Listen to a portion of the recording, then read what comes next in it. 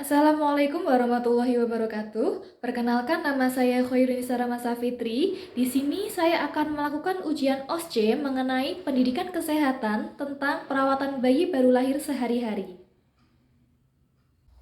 Monggo, silahkan masuk. Oh, nggih, selamat pagi Bapak Ibu. Perkenalkan, nama saya Bidan Nisa. Di sini saya sebagai bidan yang akan memberikan pelayanan kepada Bapak dan juga Ibu. Monggo, silahkan duduk dulu. Oke, boleh saya pinjam bukunya Ibu? Ya, saya pinjam dulu ya. Saya pastikan datanya dulu benar dengan Ibu M ya. Ibu M usia 25 tahun.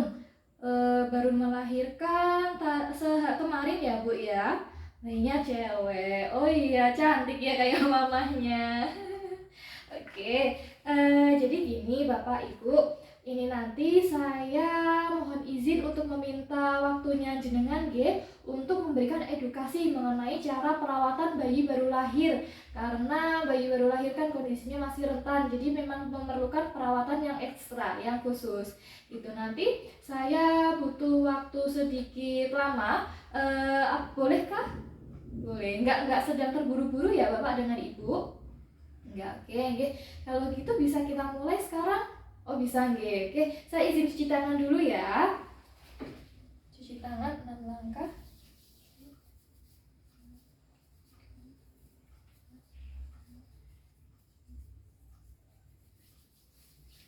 Oke, sampun.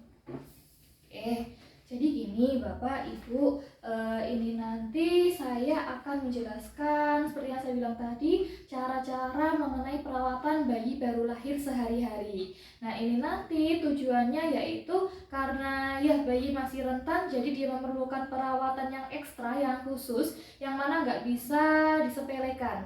Jadi keluarga dan Bapak dan Ibu juga wajib tahu. Nah, nanti saya jelaskan cara perawatannya. Selain itu juga tanda-tanda bahaya yang mungkin bisa saja terjadi pada bayi. Nah, itu nanti tujuannya agar Bapak dan Ibu bisa tahu cara perawatan yang benar tentu saja. Dan selain itu juga tahu misalkan terjadi tanda bahaya, bisa segera memberikan penanganan dengan cara membawa bayi sesegera mungkin ke vaskes terdekat atau ke nakes terdekat gitu, nggih. Oke, nah yang pertama saya akan membahas mengenai pemberian ASI. Nah, memang sekarang kan banyak sekali ya iklan-iklan di TV yang mengatakan kalau susu formula sekarang bagus, terus kandungannya udah hampir setara dengan ASI, harganya juga mahal makin bagus. Nah, memang sebenarnya semahal apapun susu itu, sebanyak apapun kandungannya dia, yang paling baik bagi bayi sampai usia 6 bulan tetap ASI atau disebut ASI eksklusif. Nah, ASI eksklusif itu bayi sampai usia 6 bulan dia cuma dikasih ASI saja tanpa bantuan susu formula.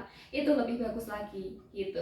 Nah, ASI nanti cara pemberiannya itu dia selama sehari paling nggak diminumkan 8 kali atau semintanya bayi. Tapi kalau misalkan bayinya tidur terus ya jangan dibiarkan, harus dibangunkan minimal 8 kali itu tadi.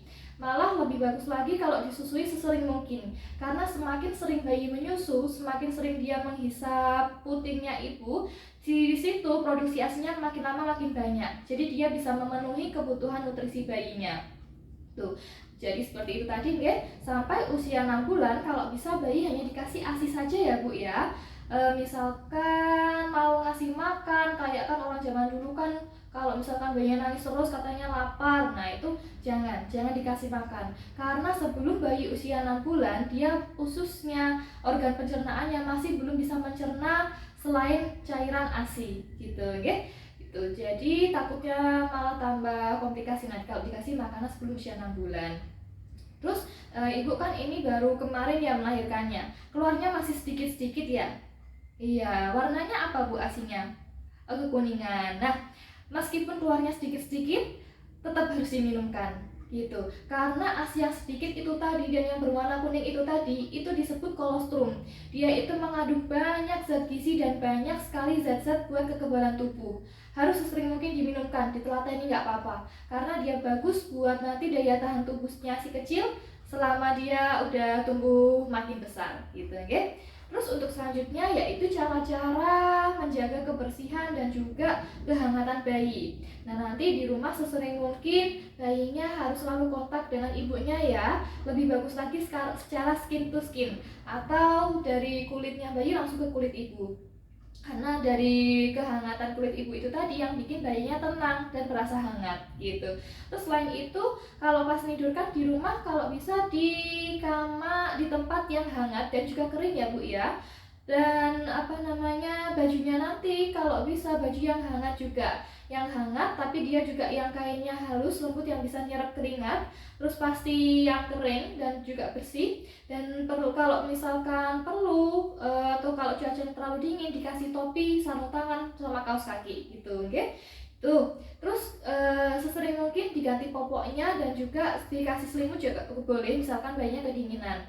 Popok harus sering-sering diganti karena kalau dia terlalu lama nggak diganti bisa bikin ruam popok dan juga bayinya bisa kedinginan karena kan lembab gitu ya di popok di pampersnya gitu.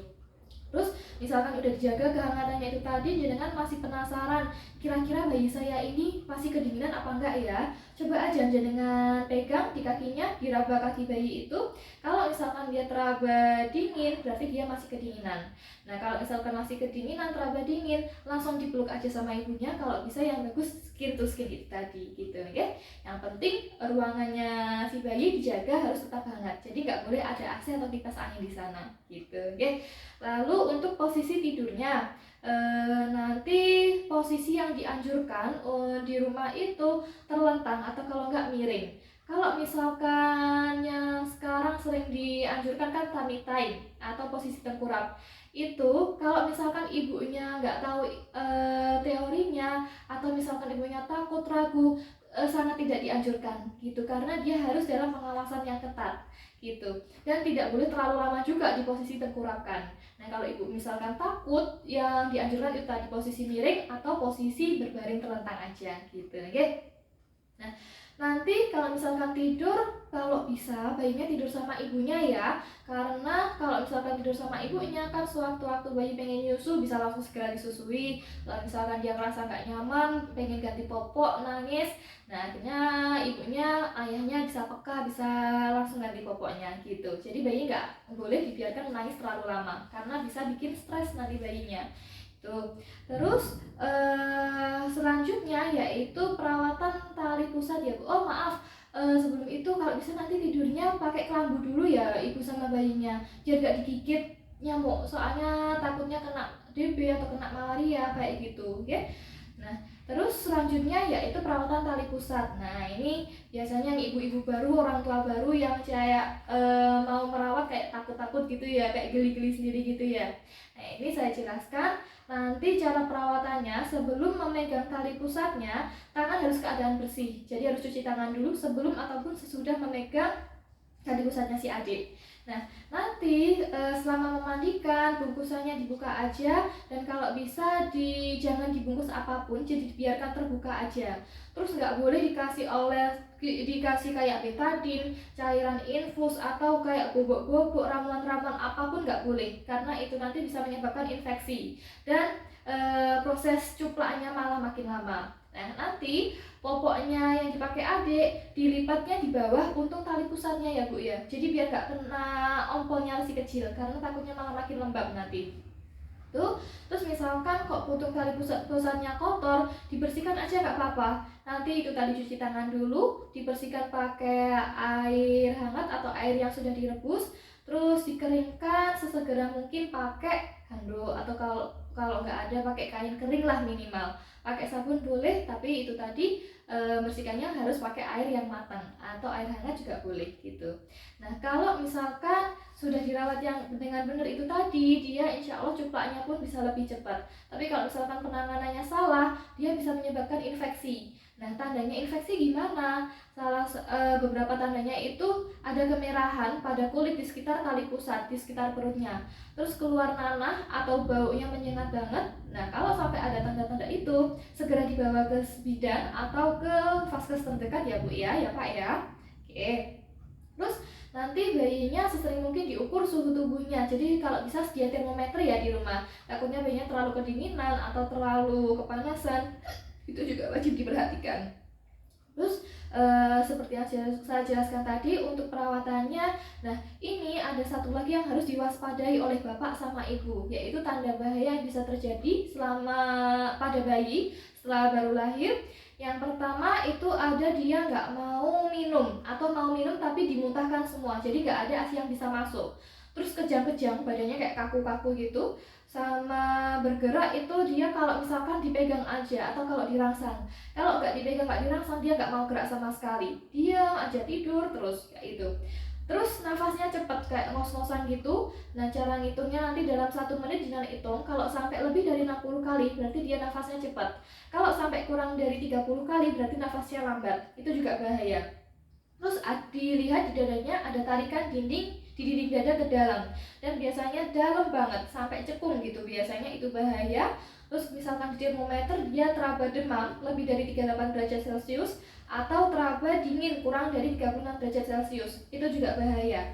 Terus misalkan di matanya muncul nanah atau di pusernya ada kemerahan meluas sampai dinding perut, terus diare, nah kelihatan kuning di telapak kaki atau telapak tangan. Nah sewaktu-waktu ada salah satu saja tanda bahaya tersebut, gak usah nunggu lama, langsung dibawa ke vaskes terdekat atau bidan atau nakes terdekat gitu ya Pak Bu ya, karena harus segera ditangani. Kalau nggak gitu, kalau ditunda-tunda terus nggak segera dibawa, bisa berakibat fatal ya tuh. Oke.